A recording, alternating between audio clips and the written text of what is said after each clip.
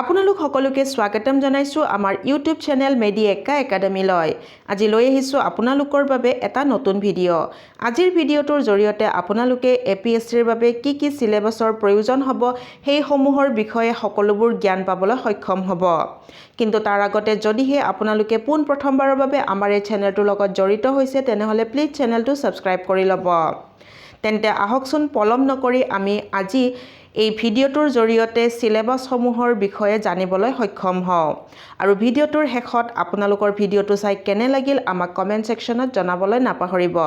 লগতে আপোনালোকে আৰু কি টপিকৰ ওপৰত ভিডিঅ' পাবলৈ বিচাৰে আমাক কমেন্ট সেকশনত জনাব। আমি নিশ্চয় চেষ্টা কৰিম আপোনালোকৰ যি ধৰণে ভিডিঅ' বিচাৰে তেনে ধৰণৰ ভিডিঅ' আগবঢ়াবলৈ।